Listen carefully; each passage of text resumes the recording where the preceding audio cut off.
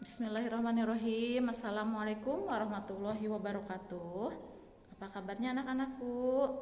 Insya Allah ya, kita dalam keadaan sehat walafiat ya. Untuk pembelajaran tematik kali ini kita akan membahas tentang pembelajaran 5 dan pembelajaran 6. Tetapi sebelum belajar, marilah kita membaca basmalah dulu. Bismillahirrahmanirrahim.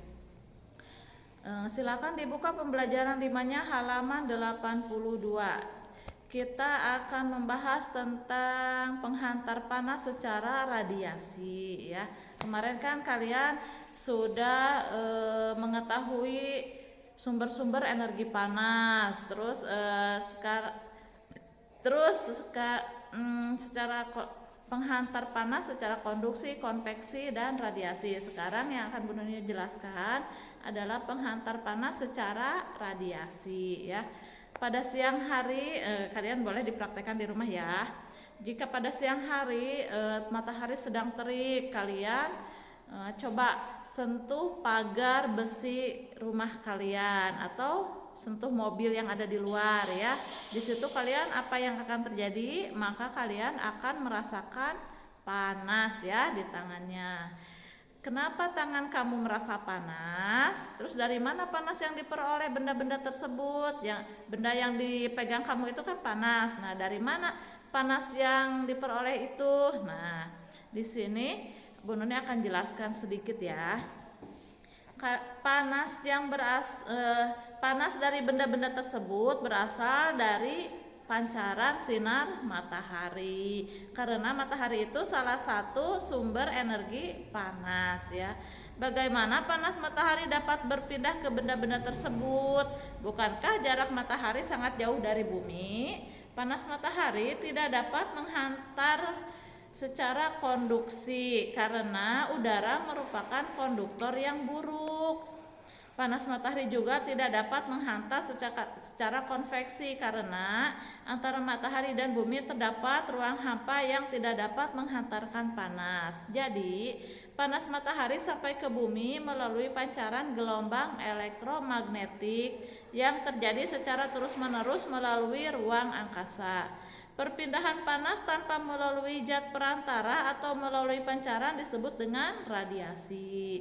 Jadi, radiasi adalah perpindahan panas tanpa melalui zat perantara atau melalui pancaran. Nah, itulah yang disebut dengan radiasi. Baiklah, kita akan ke pembelajaran 6. Di sini ada tarik kecak ya. Tapi Bu Nuni akan bacakan dulu dari atas ya. Tubuh manusia dapat menghasilkan panas yang didapatkan dari makanan. Suhu tubuh yang normal biasanya antara 36,5 sampai 30 derajat Celcius. Suhu tubuh yang normal tersebut dapat mengalami kenaikan jika kita melakukan aktivitas fisik seperti berolahraga atau menari. Melakukan aktivitas fisik seperti menari dapat membuat tubuh menjadi sehat. Selain itu, dengan menarikan tari tradisional, kita turut melestarikan kebudayaan bangsa. Apa saja contoh tarian tradisional? Banyak ya. Salah satunya adalah tari kecak. Tari kecak berasal dari mana? Berasal dari daerah Bali.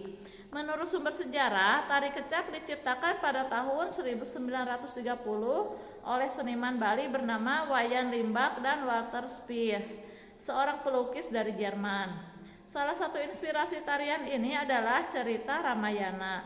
Nama tari kecak sendiri diambil dari kata cak cak cak cak cak ya, yang sering diteriakan para pengiring tarian. Dalam pertunjukannya, tarian diawali dengan pembakaran dupa, lalu para rombongan pengiring memasuki panggung sambil mengumandangkan kata cak cak cak cak cak. Berarti itu ya, tari kecak. Kemudian mereka membentuk sebuah barisan melingkar yang di tengah-tengahnya digunakan untuk menari. Dalam pertunjukan tari kecak ini, penari memerankan tokoh-tokoh dalam cerita Ramayana seperti Rama, Dewi Sinta, dan Rahwana. Tari kecak merupakan salah satu kesenian drama tari yang sangat unik, berbeda dengan kesenian pada umumnya. Dalam pertunjukan tari kecak tidak menggunakan alat musik apapun. Tari kecak hanya diiringi oleh suara teriakan pengiring penari dan suara kerincing yang diikatkan di kaki para penarinya. Pengiring biasanya terdiri dari 50 orang atau lebih. Pengiring tersebut terdiri dari anggota yang bertugas sebagai pengatur nada, penembang solo, dan dalang yang mengatur jalannya cerita. Dalam pertunjukannya, penari menggunakan kostum sesuai dengan lakon yang diperankannya.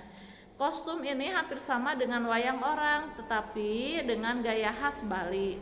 Sementara itu, para pengiring biasanya hanya menggunakan celana hitam dan kain bermotif kotak-kotak berwarna hitam putih, ditambah beberapa aksesoris seperti bunga yang diselipkan di salah satu telinga mereka.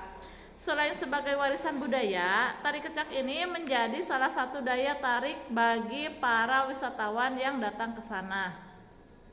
Di Bali, hampir semua daerah memiliki kelompok tari kecak sendiri. Dalam perkembangannya, tari kecak juga mengalami perkembangan, baik dari segi pertunjukan, jumlah penari, serta cerita dan lakon yang diperankan. Hal ini dilakukan sebagai usaha dari para seniman agar pertunjukan tari kecak semakin diminati dan dikenal oleh masyarakat luas. Nah, mungkin itu sedikit Bu Nuni bacakan tentang awal mula tari kecak. Ya, untuk tugas hari ini silakan dikerjakan halaman 84-nya yang tabel itu ya. Buatlah kesimpulan yang ini ya. Yang ini ya. Buatlah kesimpulan perbedaan antara konduksi, konveksi dan radiasi ya. Silakan ditulis. Setelah ditulis nanti silakan disetorkan ke Bu Nuni ya. Mungkin untuk pembelajaran hari ini sampai di sini dulu. Kita akhiri dengan membaca hamdalah. Alhamdulillahirabbil alamin. Mohon maaf apabila ada kekurangan dan kesalahan. Terima kasih. Wassalamualaikum warahmatullahi wabarakatuh.